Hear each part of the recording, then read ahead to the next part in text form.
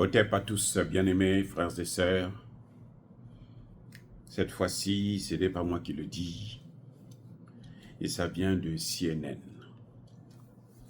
La grande chaîne de propagande, sinon la plus grande chaîne de propagande au monde. Parce que ce que vous voyez avec LCI, c'est rien devant ce que fait CNN. Mais CNN, de temps en temps, il se démarque quand même. LCI, le problème, c'est que LCI reste dans la bêtise et s'enfonce dans la bêtise. Voilà. C'est dommage, mais c'est comme ça. CNN, aujourd'hui, vient nous dire la vérité sur la crise ou la guerre en Ukraine. CNN nous dit que l'armée ukrainienne souffre actuellement de beaucoup de maux. En particulier, les désertions, le sous-équipement, l'épuisement, la baisse du moral des troupes, l'insubordination. CNN a interrogé plusieurs soldats qui étaient sur le terrain, qui sont sur le terrain, qui sont revenus. L'un de leurs chefs va dire à CNN que tous les soldats mobilisés ne quittent pas leur poste, mais la majorité le fait. La majorité le fait. Ils vont en ligne de front.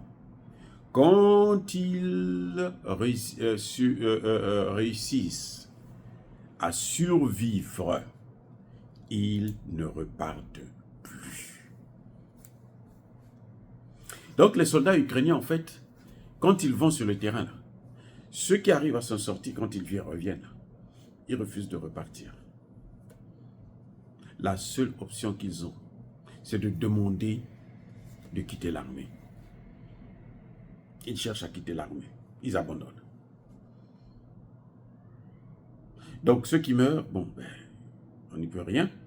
Mais ceux qui arrivent à survivre, là, quand ils reviennent, ils ne veulent plus repartir parce qu'ils savent ce qu'ils ont vu. Quand vous amenez un chien à la chasse, vous savez, la chasse au filet qu'on fait chez nous traditionnellement.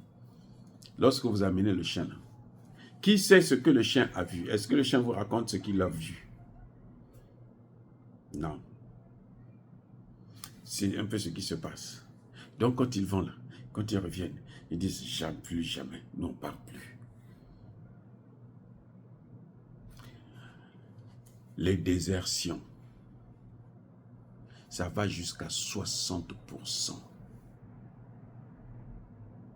Et les commandants ukrainiens, les responsables militaires disent qu'il est impossible d'organiser un plan d'attaque ou de riposte avec un taux aussi élevé de désertion. Quant à l'insubordination, mon Dieu, c'est pas la peine. Mais écoutez, quand même, soyons sérieux. Quelqu'un qui est en train de se balader dans la rue avec sa petite copine, parce qu'il a 18 ans, 16 ans, on vient, on l'enlève, on l'amène en formation pour 1 mois, 2 mois, et puis on l'envoie sur le terrain, sans expérience, sans motivation. Qu'est-ce que vous croyez qu'il va faire? Vous ne pensez pas qu'il va être insubordonné? On lui dit, va là-bas, il dit non, moi je ne pars pas. Toi-même pars. Tu vas faire quoi? Vous êtes sur le champ de bataille.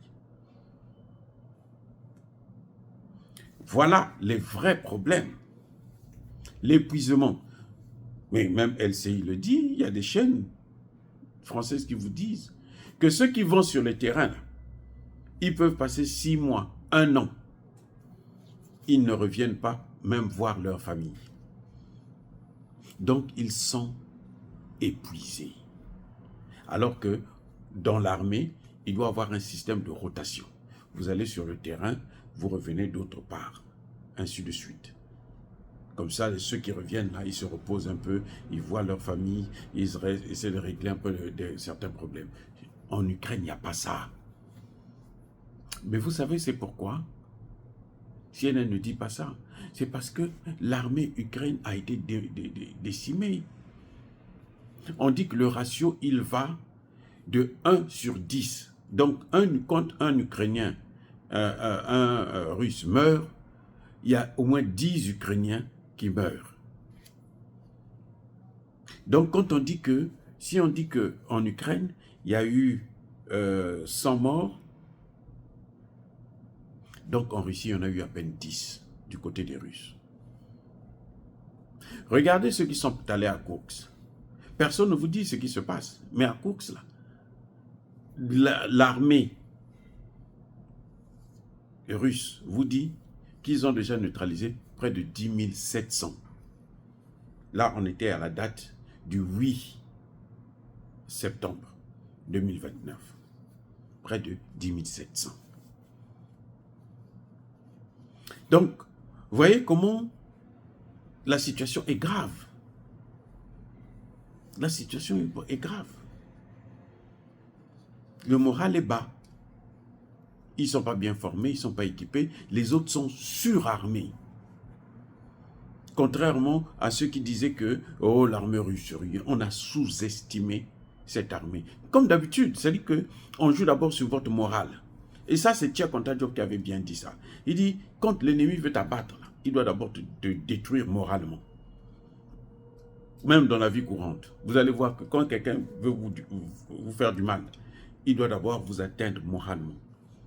Soit il vient vous mentir, vous intimider, vous faire peur, ainsi de suite. Et puis après, maintenant, il agit.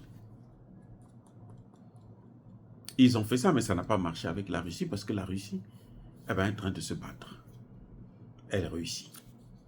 Oh, dire cela, c'est inciter à la haine ou à la violence. Non, il y a colère, il y a mal. Encore une fois de plus, bien aimés frères et sœurs, je persiste et je signe. Soyez bénis, abondamment bénis par le Dieu des Kémites et par nos ancêtres angélisés. Mais que tous ceux qui persécutent le continent africain le pillent et le déstabilisent, qu'ils soient noirs, blancs, chinois, arabes, juifs, indiens ou qu'ils soient punis, maudits, foudroyés, neutralisés, écrasés, effacés par le Dieu des Kémites et par nos ancêtres angélisés. Vive l'Afrique éternelle, j'ai dit et j'assume.